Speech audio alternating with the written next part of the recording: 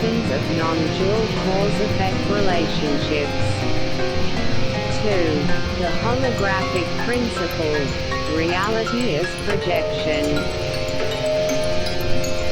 The holographic principle, arising from theoretical work in string theory and quantum gravity, proposes that the description of a volume of space can be thought of as encoded on a lower-dimensional boundary to that region. Much like a three-dimensional image, a hologram can be encoded on a two-dimensional surface. Leonard Susskind famously suggested that the three-dimensional world of ordinary experience is a hologram, an image of reality coded on a distant two-dimensional surface.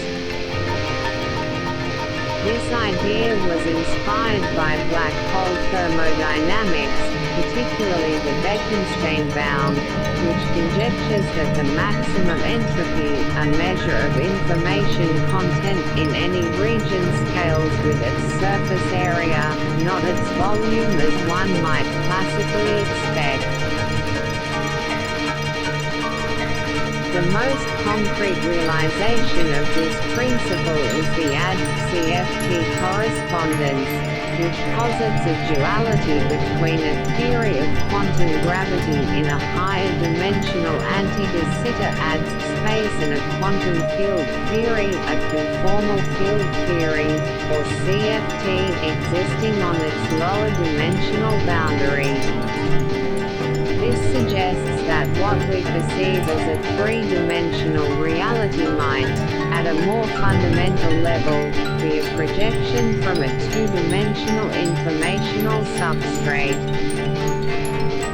The holographic principle's intimation that our perceived higher dimensional reality could be a projection from a lower dimensional surface resonates conceptually with the Buddhist idea that conventional reality, samsara, is akin to an illusion, maya. This is not to say that conventional reality is non-existent, but rather that it is not what it appears to be at the most fundamental level. It lacks inherent, independent substance.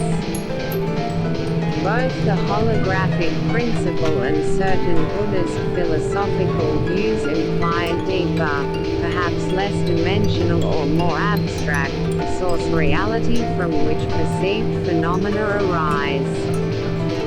The structure of this idea, that perceived reality is a manifestation of something more fundamental and less immediately apparent, offers a compelling point of conceptual contact. IB. Exploring convergences and divergences. The preceding sections have laid out key principles from Buddhist philosophy and concepts from quantum physics. This section will now undertake a more direct comparison, exploring areas of conceptual convergence while also acknowledging crucial distinctions in their aims, methodologies, and specific meanings. A.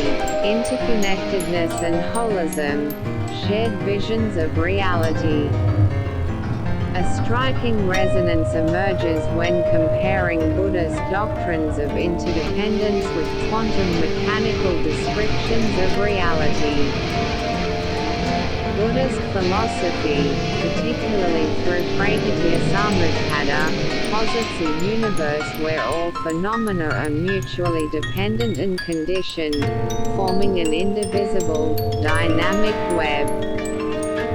No entity, being, or event possesses an independent, self-sufficient existence. Everything is defined and constituted by its relations with everything else. This vision of radical interconnectedness finds conceptual echoes in quantum physics. Quantum non-locality, most vividly exemplified by the phenomenon of entanglement, demonstrates an irreducible connectedness between quantum systems that can span vast distances.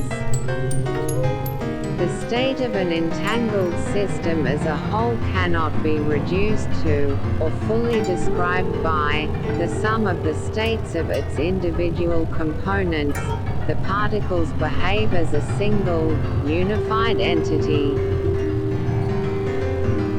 Furthermore, the holographic principle suggests a fundamental holism where the information describing a volume of space that part might be entirely encoded on its boundary surface, a representation of the whole, implying that the perceived dimensionality and separateness within that volume could be emergent properties.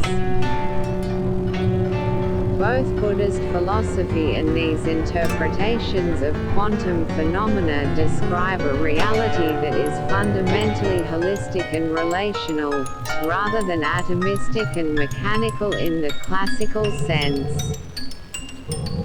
The Buddhist metaphor of Indra's net, where each jewel reflects all other jewels, finds a conceptual parallel in the single entity behavior of entangled particles and the notion of the universe as a potential hologram. However, critical distinctions must be maintained.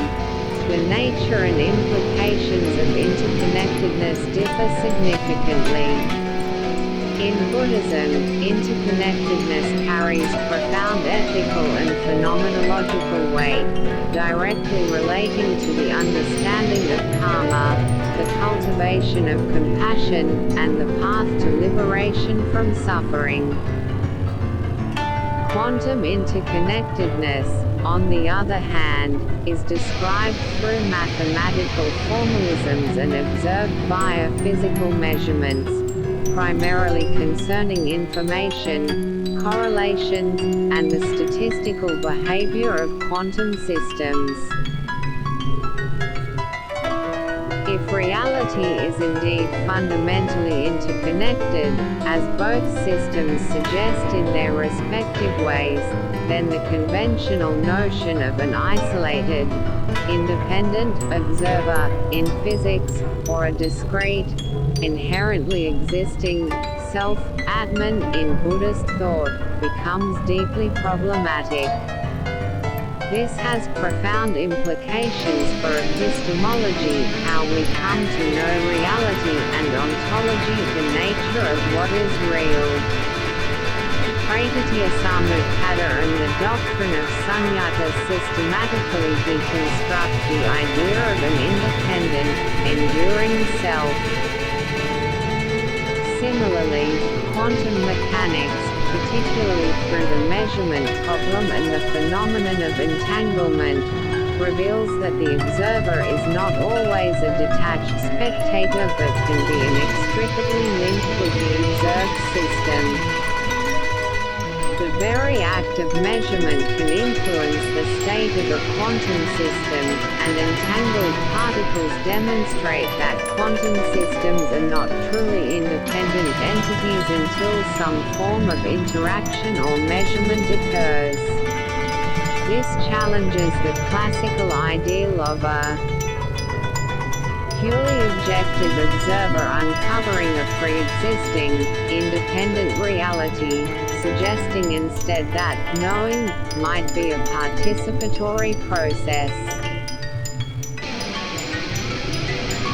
Furthermore, the Buddhist concept of sunyata, the emptiness of intrinsic, independent existence, can be seen as a philosophical counterpart to the quantum understanding that particles often do not possess definite, fixed properties, such as precise position and momentum simultaneously, or a specific spin orientation prior to measurement. Both perspectives point to a reality that is not composed of things endowed with fixed, inherent attributes, but rather one that is more fluid, contextual, and potential. Sunyata asserts that phenomena lack svabhava, an independent self-nature.